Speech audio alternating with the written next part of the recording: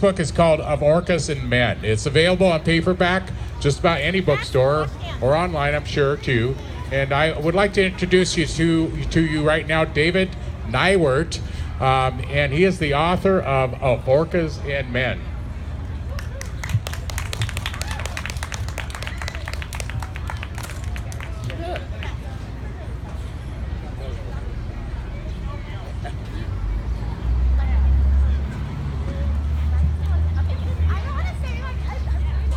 Thanks, everyone. Yeah, I just got back I have a nice cold, which I picked up on a recent trip to New Zealand. It's winter down there, and I was taking my daughter down to work with the orca scientist Ingrid Visser, who lives in New Zealand. This is the shirt that my daughter created as a fundraiser for her trip down there. And it features J28, who is better known as Polaris. She was one of the mothers in the J-Pod who we lost this last year. We lost 7 animals out of the 7 resident killer whale population last year. It was a tremendous loss, and particularly several reproductive age mothers. So it's really vital that everyone understand that these animals are very, very much at risk, mainly because of what we humans do to them. So, with no further ado, and just to keep things short, it is World Orca Day today, by the way. Yeah. I'm just going to read a little story out of... in this book, I weaved together a lot of stories, and quite a few of them are from Native American mythology, as this one is.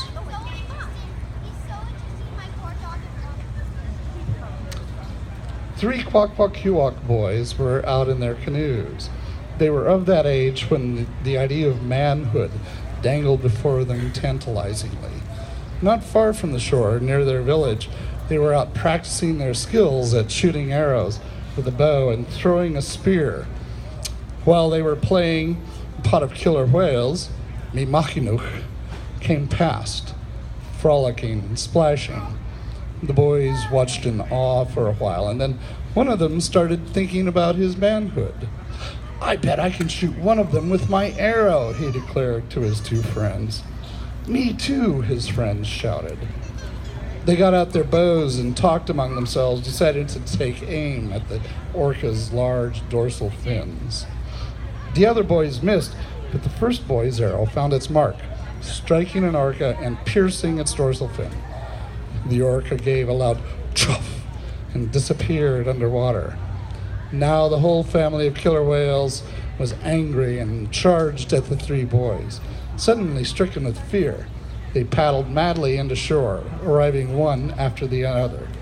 The boy whose arrow had hit the orca was last, and just as his canoe came to shore, so did a huge killer whale in hot pursuit. Magically, the whale's dorsal fin transformed into a large man, and he was angry.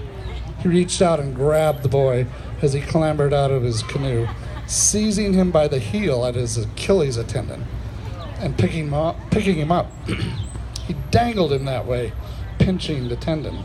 "I am Machinuch. You, boy, as long as you live, will never be able to walk properly, and you will always suffer in pain from the muscles in your heel being pulled out. This is what you did to us. I am Machinuch." With that, he let the boy back down, went back to the water and into his canoe, and transformed back to a killer whale. The 3 boys grew up to lead families that honored the Machinuch, engraving his image on their doorways and totems, and honoring the whales at feasts and potlatches with songs and dances. Most of all, they never allowed anyone to bother or harass the killer whales again. The boy whose arrow struck the whale's fin always walked with a limp after that. Even his descendants paid a price.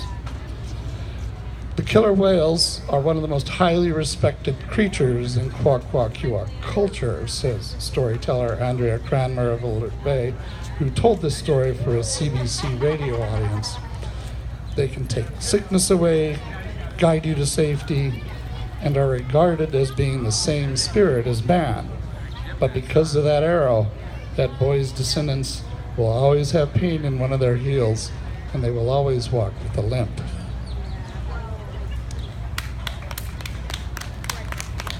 I very much, I like this story, partly because I think it really encapsulates the relationship of humans to killer whales.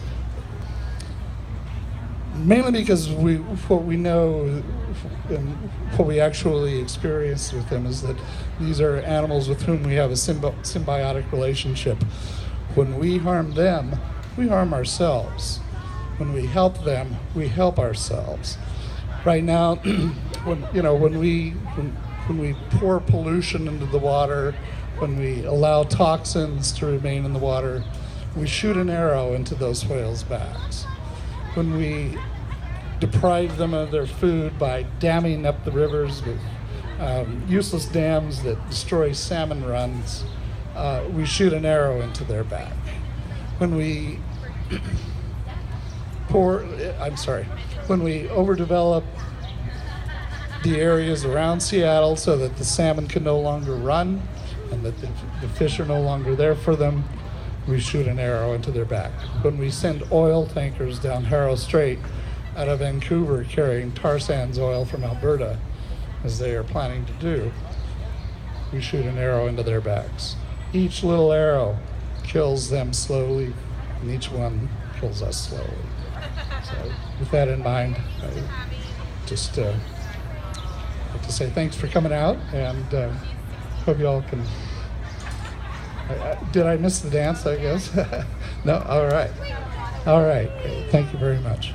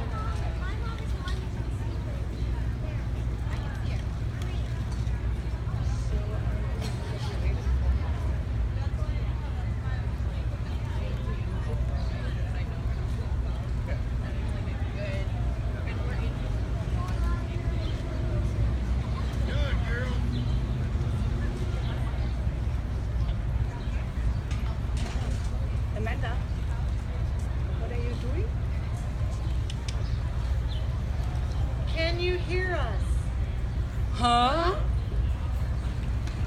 We swim in your poop. We breathe in your poop. Yes, Yeah, we know. We know. This This is not not Trump's Trump's poop. Nope. Nope. No, it's not. Nope. This is your poop. Yes. Yeah. It's our poop. Our poop. Yes. Yep. It's our It's poop. our poop. When are you going to help us? When? When? We need to make money. You have to make money.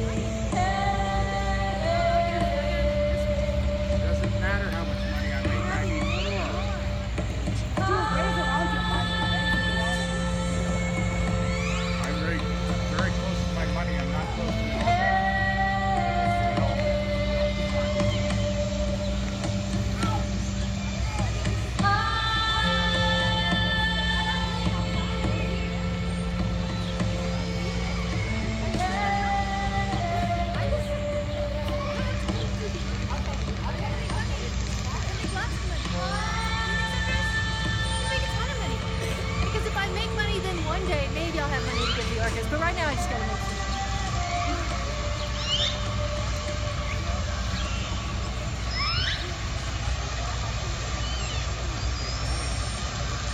Well, we gotta make money, buddy, right? Don't care about the world, but we gotta make money.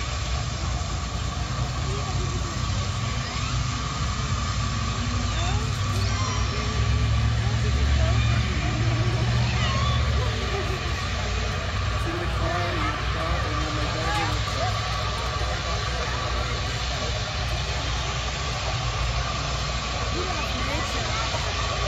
Seattle is so cool. He loves nature. You're busy.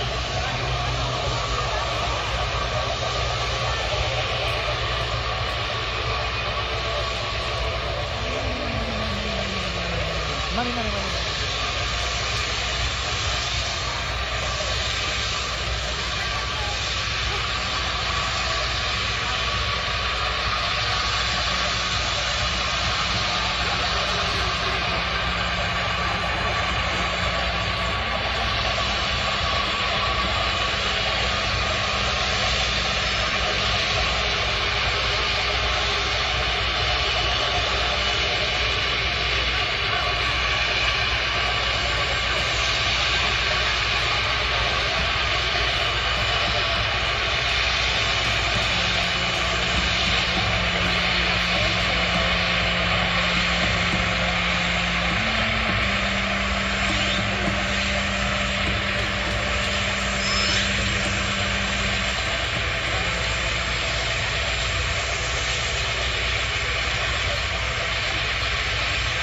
Busy making money.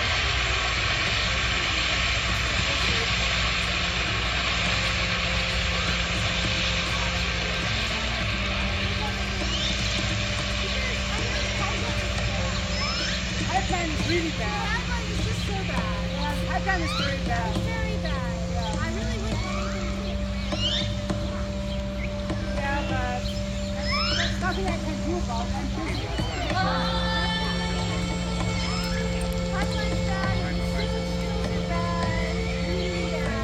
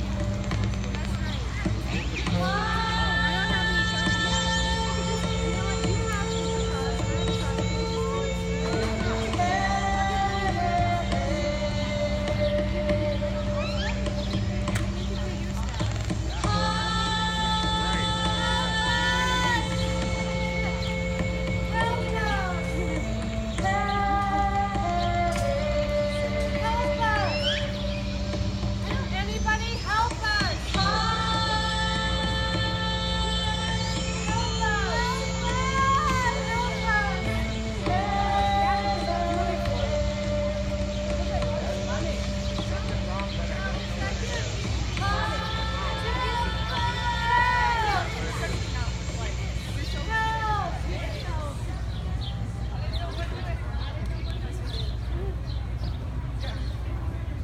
What now? What now? What now?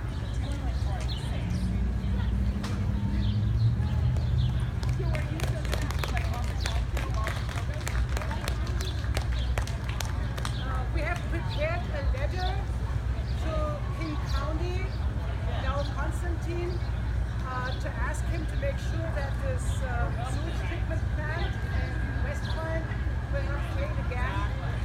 So if you like to, you can come over to our little table there, it's the same in West Seattle, and you can pick up the letter and send it to him. So, just reiterate.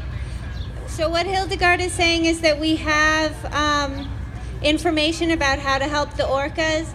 There's a lot of things you can do. Hildegard she came up, she had the vision to make this dance because of what happened at West Point Wastewater Treatment Facility, that millions of 240 million, what is it, tons? Gallons. 240 million gallons of untreated sewage went into the Puget Sound. And with the orcas in their delicate state, the way they are now, this can't happen again. It has to be taken seriously. There needs to be backup plans. There needs to be better training. And so we have a letter. We prepared a letter to Dow Constantine. It's a King County controlled plant. And that's just one thing. There's so many things you can do to help the orcas, and that's pretty much our dedication today, is what we're working on, is all of the ways that you can help the orcas. But this letter is something that we've prepared. Also, I just wanted to let you know the Orca Network is around the corner on California over here. They have information about the Salish Sea Sanctuary proposal. That's an idea of making the entire Salish Sea, which includes Canada and American waters, into a whale sanctuary, and thereby protect our waters from tanker traffic and capturing orcas, like our local orca was captured, what was it, 40 years ago, 20 years ago? 45 years ago. And also about that orca's name is Tokatai, but she's commonly referred to as Lolita. There's the Orca Network is pretty involved with the campaign to free Lolita, and they've put together an entire plan of how to bring her back to the Puget Sound. So to support the Free Lolita campaign, the whale's real name is Tokatai, is also to make a stand for these sensitive, highly intelligent creatures that they are not the slaves of humans, and need to be with their families free in their native region. Stay tuned for the toxic presentation. We're having that at 5? Okay, the toxic presentation has a lot of, and there's information over at the table, right? The toxic presentation is basically the 7 things anyone can do to help clean up Puget Sound. That's coming up at 5. And there's information over at our table about the 7 things you can do to help clean up Puget Sound as well. Thank you.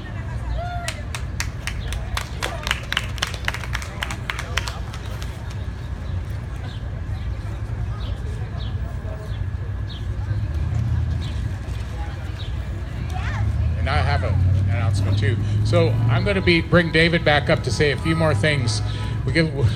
We tried to challenge your conscience there. I'm sure that was effective. And the idea is, though, there are things we can do. And I just want to say one more before David takes over here again. Tomorrow at 2 p.m. right here is the mayoral candidate debate. 15 different candidates. And they need to also understand that it is a job of the Seattle municipality and the citizens of Seattle to take on this challenge of keeping our Puget Sound safe and clean for all its inhabitants. Here's David again. Thank you. So, one of the really the number one issue that these killer whales are confronting out there is lack of food. That means, and these whales eat primarily salmon. In fact, 80% of their diet is just one kind of salmon, Chinook. So what's happening is that here around the city, and the wastewater treatment plant was a perfect example of a sort of perfect storm where this is happening. The salmon runs are being killed when the the tiny young salmon are going out to sea here in the urban areas. And there are a lot of things that we can do about that. First of them, or one of the things that we can do is we can actually fix the sewer situation. The other issue is that we actually have a huge amount of runoff in this urban area, and that urban runoff is one of the most creates one of the most lethal mixes for young salmon, kills them before they ever reach the water. So one of the things that ordinary people can do, you and I can do, is we can install rain gardens on our property, in places we live, and in our communities. Rain gardens actually do a tremendous job of filtering out a lot of those toxins that are running out there to the sea. And if we had, if every home had a rain garden, it would just do a tremendous amount for actually restoring the salmon runs and thereby saving these orcas. The orcas are literally starving to death. J28, the whale that I mentioned last night or earlier, we literally watched her starve to death this last summer, a year ago, because she was trying to nurse a calf, and there wasn't enough salmon out there for her. So do what you can. There's a lot that ordinary citizens can do, and I hope everybody steps up. These creatures are worth saving, and as I say, they're a canary in the coal mine. These whales go, we're not far behind. So thank you very much.